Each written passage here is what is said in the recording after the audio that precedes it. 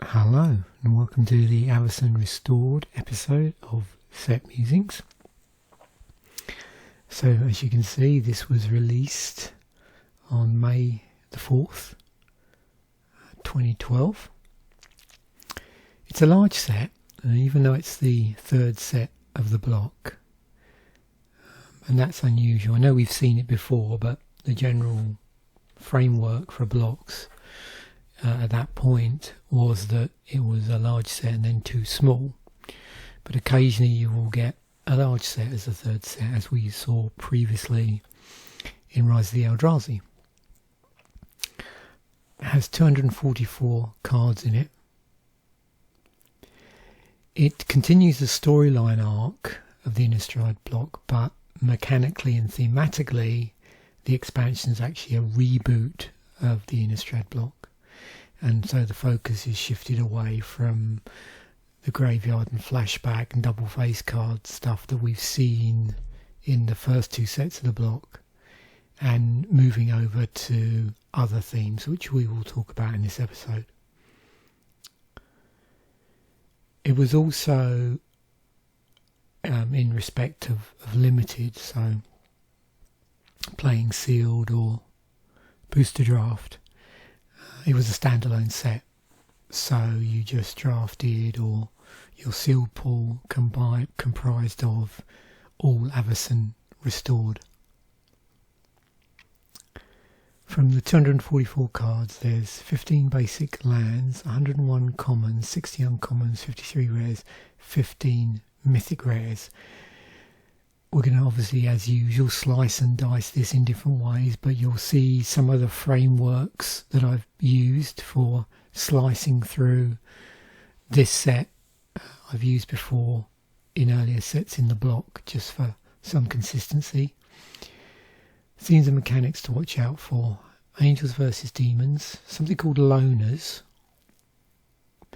Flickering, and keywords and ability words: Miracle, Soul Bond, and Undying was actually in the set. So I'm just going to quickly scroll through so we can get a little bit of a feel. Again, as you would expect with a top-down design, there's a great deal of consistency in the artwork, where obviously they're trying to match the artwork with the themes of the set in there. So, and you'll notice, and we'll come on to this, this unusual border on the card. And that was there because it was important for that mechanic, which we will discuss, which is Miracle, to be easily observable in your hand, or when you, should I say, when you draw it.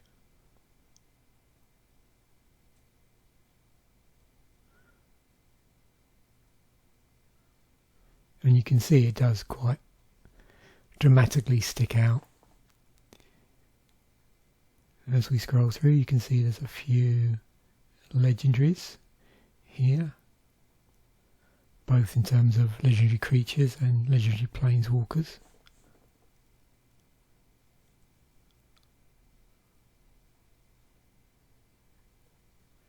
And also we're getting a bit of a feel for the colour balance here, which we'll take a closer look at.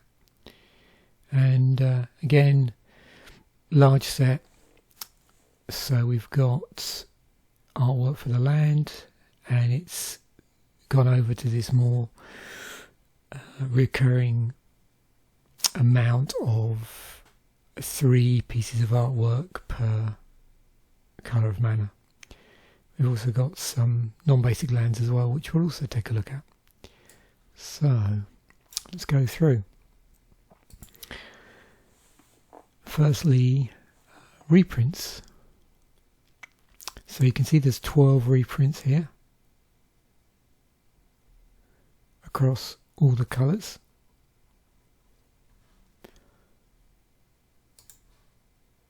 And we have 217 new cards. So we have 14 cards which are colourless in their casting cost. You can see they are all artefacts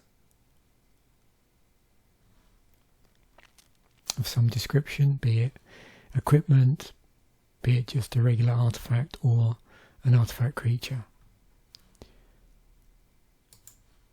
We have 207 monocolour cards in the casting cost, and again we might see if there is in fact alternate colours in the activation costs as we go through some of these slices through the set. Nothing jumps out at the moment, but I'm sure if it does we'll notice that as we go through. So in terms of multicoloured, there's just 3: Bruna, Sigarda and Gisela, and you'll notice they're all angels. So just 3 multicoloured cards, all legendary creatures, all angels.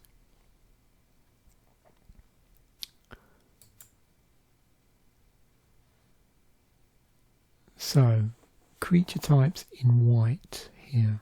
So you can see humans, no surprise there, we have a wall. We've got 28 white creatures in the set. More humans.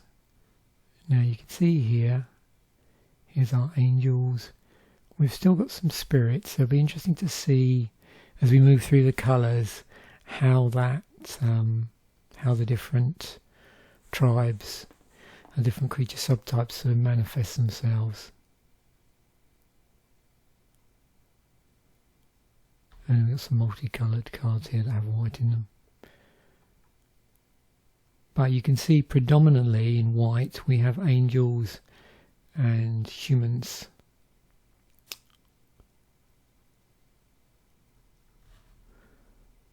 As we move over to blue,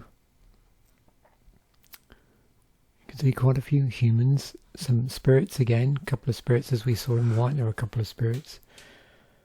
So, also, no surprise, birds and griffins in blue, some more spirits, and a white blue angel. But you can see there's only a couple of zombies. And just think about that when you compare it to the earlier sets. So in black, what have we got? Looks like quite a number of zombies and vampires, but also demons.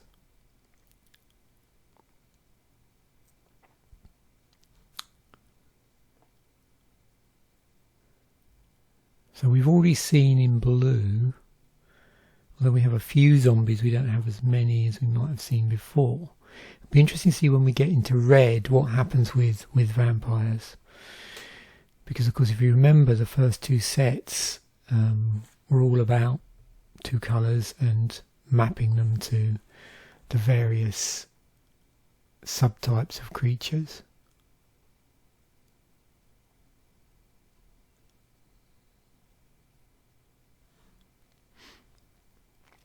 But yeah, heavy presence of demons in black.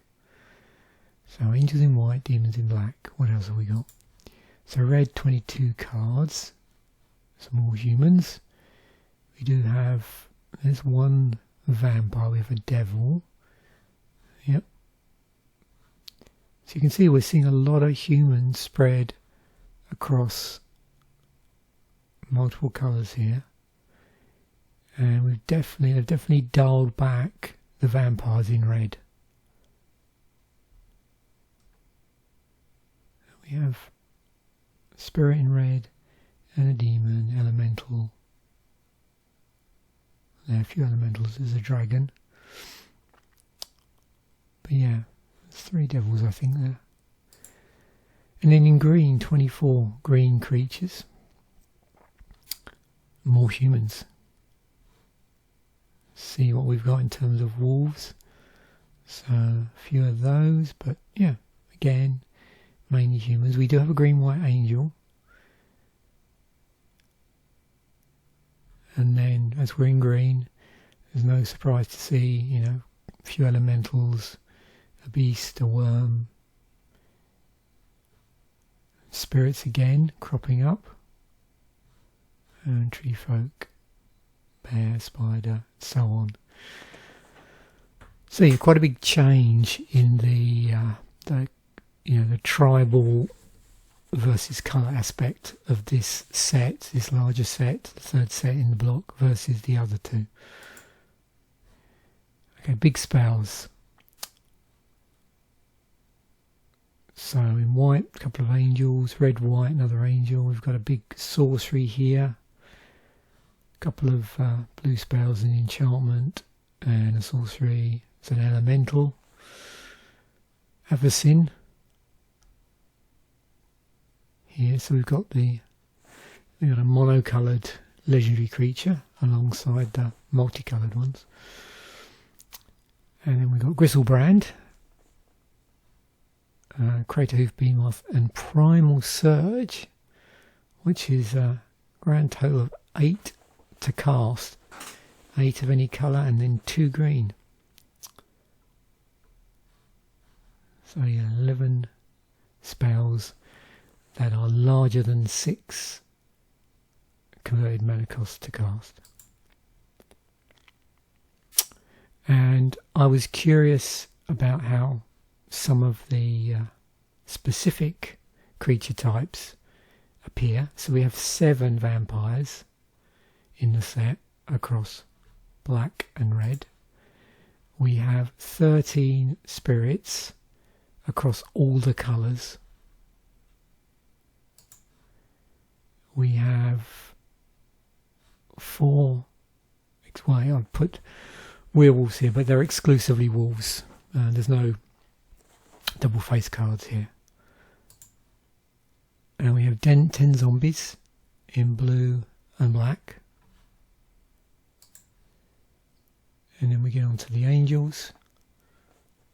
So 13 angels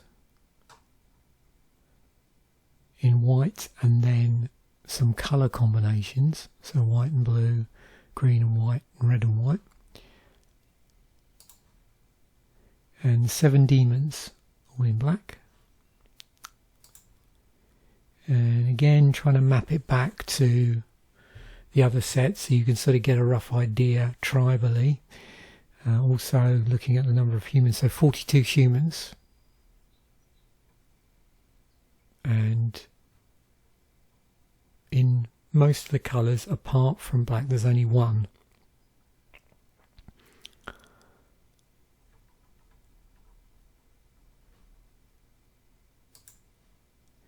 And then in terms of cards that reference humans in some way in the Oracle text, there's 16 of those. And they're spread across multiple colours. There's nothing in green though. And there's a couple of artefacts. And you've got a couple here that in black, which one will actually destroy humans and the other ones can't block. So with some it's an advantage, and with others, well, this one here, disadvantage.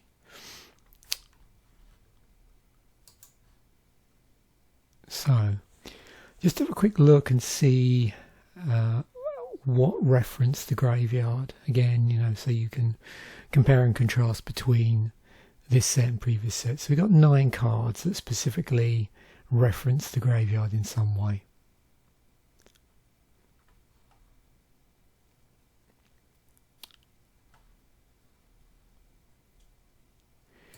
There was also this thing called loners. So it was a nickname for some blue and black creatures in Avacyn Restored, which get better when they're they're the only creature player controls. They're sort of the thematic opposite of Soulbond, which we'll come on to Soulbond in a moment. It was unpopular, didn't return, unlikely to return. We got Demonic Taskmaster, Havengal Scab, Fettergeist and Lone Revenant. And just using Demonic Taskmaster as an example.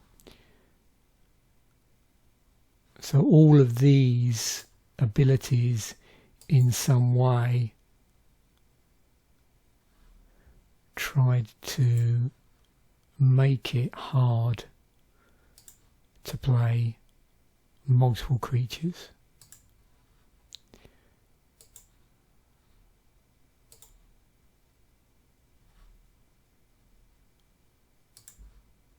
And then we had an Aura Enchantment, Predator's Gambit, and then a couple of global enchantments, Demonic Rising and Homicidal Seclusion. So, I mentioned in my preamble flickering. So this idea that a card would be exiled and then return. You can see here there's 7 cards that have exile and return somewhere in their Oracle text, including Deadeye Navigator.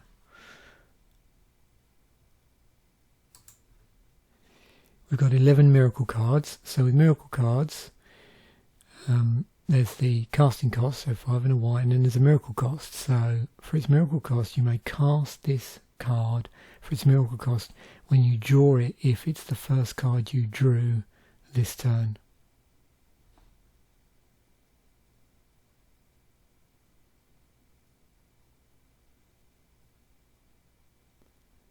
And so we've got white, blue, red and green. And you can see there's a variety of different miracle costs.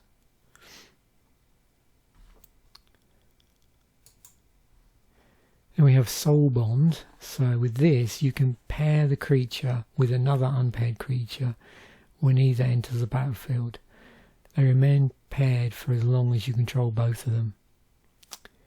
And then beneath it, it had this ability which came about as a result of them being paired. So as long as they were paired with another creature, then both of the creatures had this, had some ability, some bonus.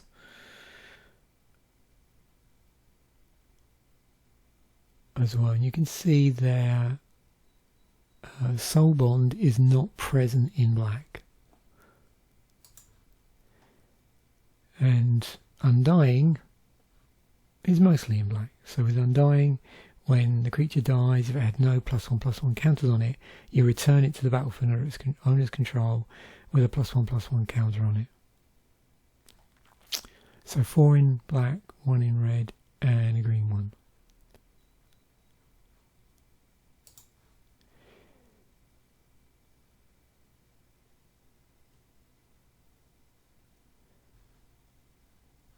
Here's my,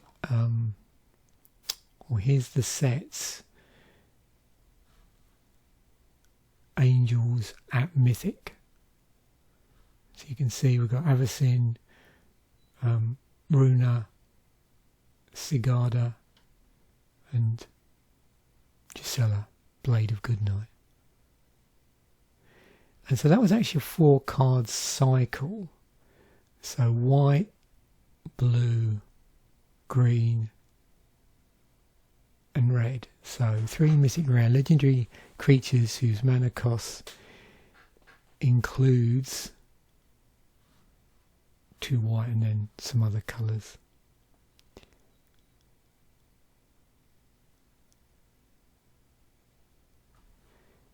And you can see you could order these by mana cost. Let me just see if I can do that. So there we go. least to most expensive.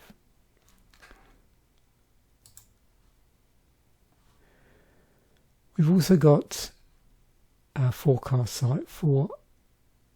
cycle in the form of uncommon spells with the miracle mechanic.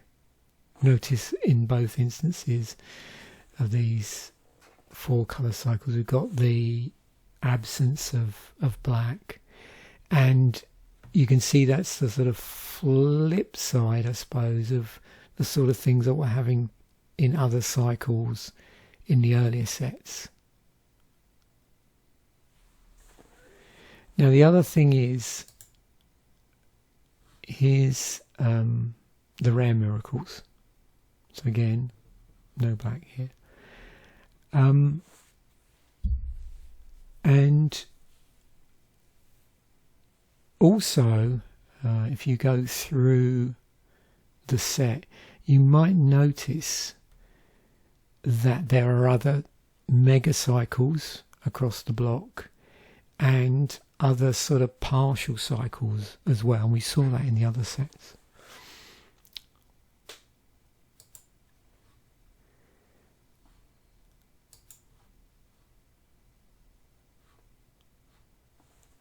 So we've got a vertical cycle of green creatures which each have soul bond and are initially below the curve or have a power toughness that's below what is usually expected for their cost, but when they're paired with another creature they grant a sizable power toughness boon to themselves and the paired creature.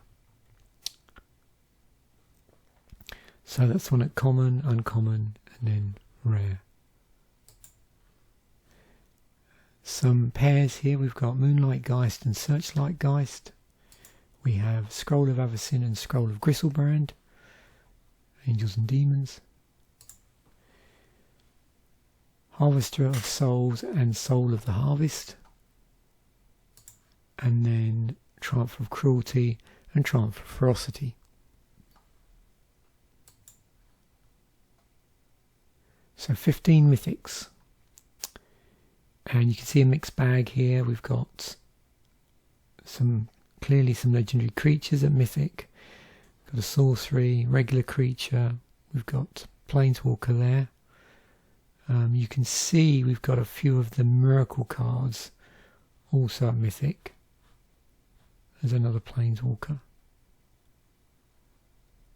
Great Hoof, Behemoth was at mythic. Primal Surge.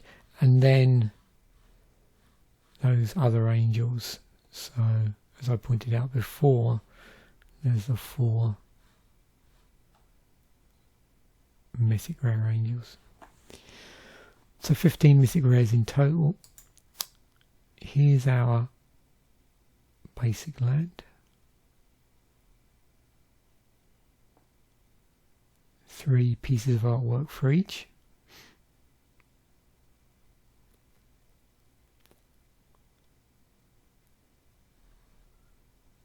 Very cool. Here's our non-basic lands. So we've got Desolate Lighthouse, Slayer's Stronghold, Alchemist's Refuge. So these 3 here complete that 10-card mega cycle that went across the whole block, where I think there were 5 in the first set, 2 in the second, and then 3 in this set. And that way it covers all of the colour combinations in these various activation costs. We've got Cavern of Souls in the set, so it enters the battlefield, you choose a creature type, you can tap it to add 1 colourless to your mana pool, tap, add 1 mana of any colour to your mana pool, spend this mana only to cast a creature spell of the chosen type, and that spell can't be countered. And then we've got Seraph Sanctuary, so enters the battlefield, you gain 1 life, and whenever an angel enters the battlefield under your control, you gain 1 life. Tap, add 1 to your mana pool. Here's our legendaries, so 5 of them are legendary creatures and 2 are planeswalkers, and if you haven't noticed already, they are all at Mythic Rare. So that's those 7.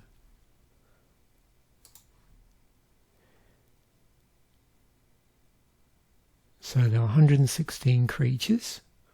I don't think I need to go through these in any detail because we've already sliced and diced the creatures in a number of different ways. 15 enchantments. Here, so our global enchantments,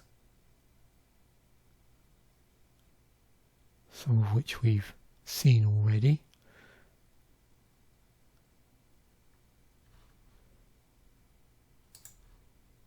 We have 16 aura enchantments, and they are all, let's have a look, so majority creature enchantments. This one is a land enchantment, which allows you to tap, add 1 mana of any colour to your mana pool, so always nice to see those in a set for fixing mana, fixing colour. And also there is a conditional one here, and you can see they do a variety of different things. Some are going to be lockdowns. Other things, you often see these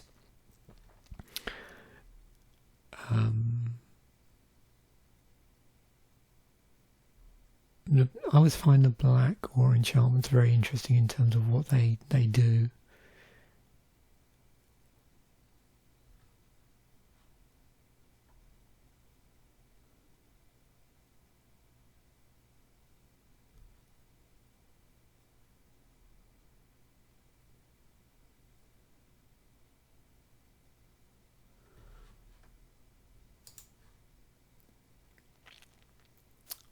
So just 2 artifact creatures, which are constructs.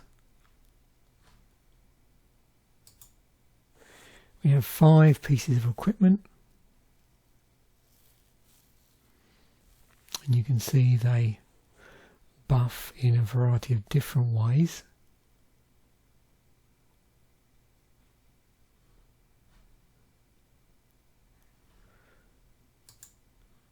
And then we've got 7 artifacts. So let's just see. I'm always curious with these whether we have any. So this one here will add 1 mana of any colour to your mana pool. It's 3 to cast. So when it enters the battlefield, put a target card from a graveyard on the bottom of its owner's library. So these 2, this mirrored pair here with the Scroll of Avacyn, both of them you pay 1 and sacrifice, and then for the Scroll of Avacyn, draw a card. If you control an angel, you gain 5 life. With Scroll of Gristleband, target opponent, discard the card. If you control a demon, that player loses 3 life. We've got Conjurer's Closet, which is interesting. So there's this flicker effect. So at the beginning of your end step, you may exile target creature you control, then return that card to the battlefield under your control. And you can see how that flicker effect works, interestingly, with the soul bond.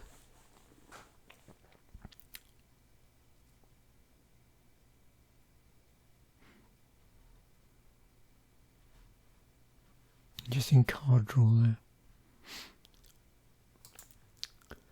So instance, we have 33 instants, of which some are going to be these miracles. So we got life gain, interesting tuck effect there, exile, enchantment destruction, damage prevention, gaining flying, and damage prevention, damage to attacking or blocking, a pump, and a couple of other things. Tap down. Yeah, one of these sort of -1, -0s, or minus something, -0 type effects you sometimes see in blue. Counter spell with an additional attribute stapled to it, a flicker effect, conditional counter, bounce, another conditional counter, another bounce spell, a -X in black, specific creature destruction, a death touch, 1 damage across the board, well, against a target player. Interesting. +1/+0. It's always interesting to see mana generation in red when they sort of staple them to instant spells. Card discard and then draw, another thing you see in red. +X/+0 is our 3 damage spell, but it's modal, so 3 damage to target player or 4 damage to a target creature with flying. We've got a 5 damage creature or player spell with miracle, and there's +3/+0. Conditional destruction in green against flying and equipment. Pump spell, artifact or enchantment destruction, hexproof shenanigans, +1/+1, and then a fog effect. So yeah, usual things, but always interesting to see how they're twisted in various ways for the themes of the set and the mechanics of the set. 30 sorceries. So, okay, what do we got here? So reanimation, tokens, tuck, card draw, bounce, mill, unblockable, bounce back to hand, card draw, conditional on humans.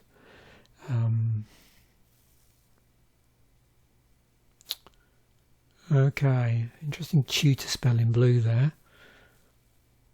Extra turns, hand disruption, sacrifice. These are always interesting, where you know, in black you get to destroy a target creature, but as an additional cost you have to sacrifice one of your own. And another thing you often see in black is you know, losing life and then gaining life, and that's got a condition against it. Reanimation,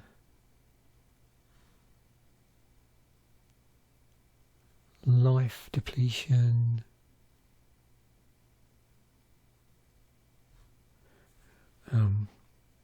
with sacrifice. Okay, this and more discard. X damage spell at sorcery speed, conditional damage on you paying some other cost. Artifact and land destruction, yeah, that's a red sorcery thing. 2 damage sorcery spell for 1 red. But you get to exile it if a creature dealt damage this way, or die this turn. Oh yeah, this again, this was a thing in the previous set, I think. This sort of Wheel of Fortune type effect. Oh, this, yeah, multi-sacrifice. Wow, there's lots going on here. Tokens, counters, some sort of top of the library, not even tutoring, but you know what I mean, where you get to put the cards in your hand, but just at the top of the library. And another bit of top of library shenanigans going on there. Okay, interesting multimodal artifact, enchantment, land in green, and then this sort of super pump spell.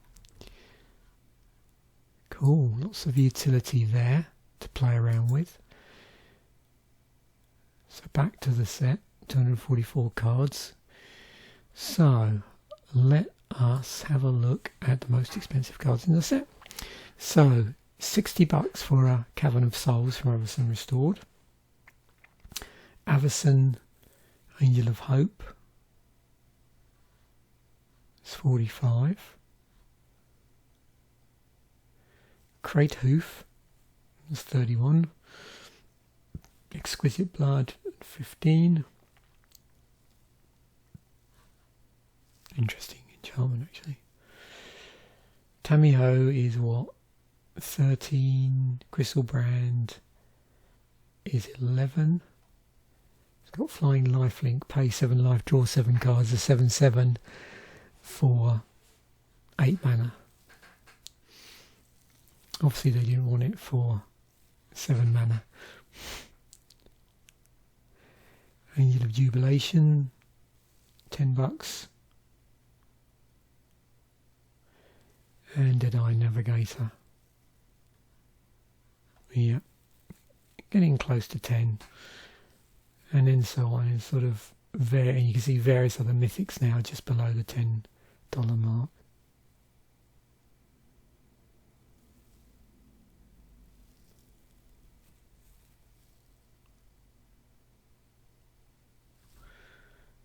Okay. What have we got in the EDH Rec ranking? So, Blood Artist, Cavern of Souls, Cathar's Crusade, Creative Behemoth, Champion of Lambholt, Ghostly Flicker, Conjurer's Closet, Avacyn, yeah, Exquisite Blood, and so on.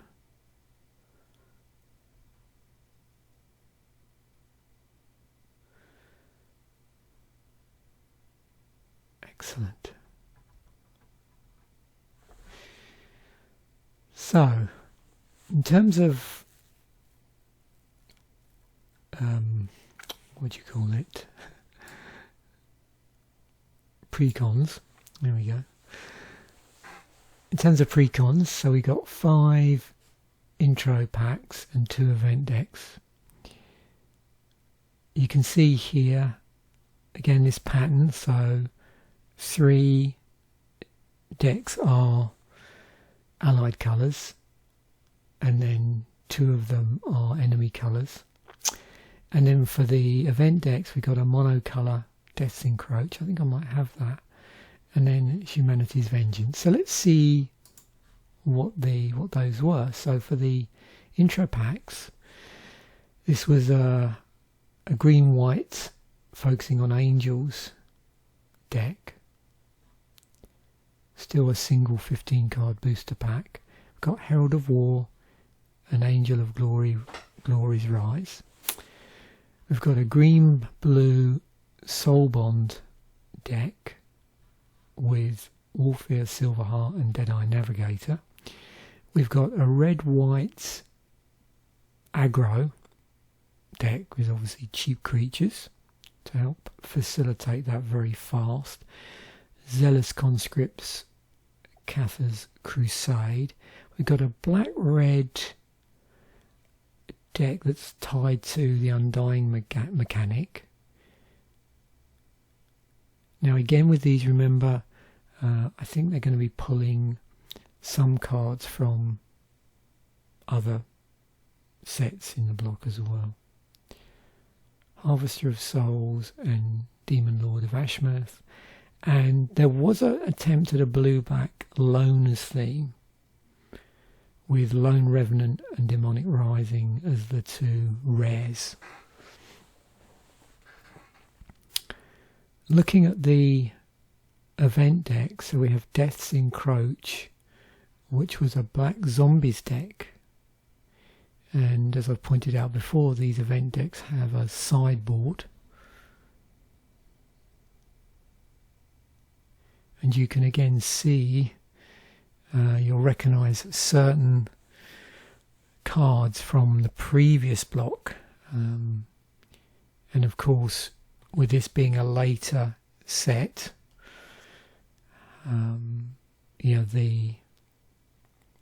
how long that would have been in standard is slightly less than if it had been from, included in an earlier event deck. Humanity's Vengeance, which was a white-blue synergistic interactions deck.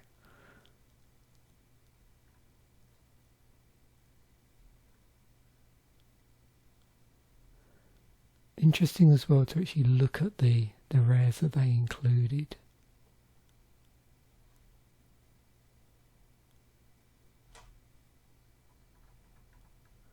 What about this one?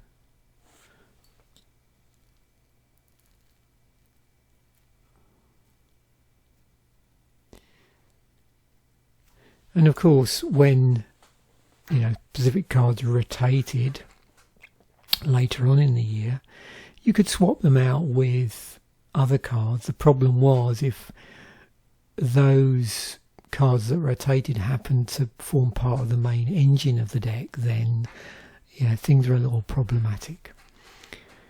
So, moving on to tomorrow's video, we've got episode as usual of Commander Durdle. So there's my card pool we have there, and obviously I'll go through this more in the episode, and I've decided to go with Bruna, as that was in the card pool. Now, I did mention in a previous episode, when I get to M13 and going forward for those sets, M13 and beyond, I'm going to switch over for Commander Durdle to having a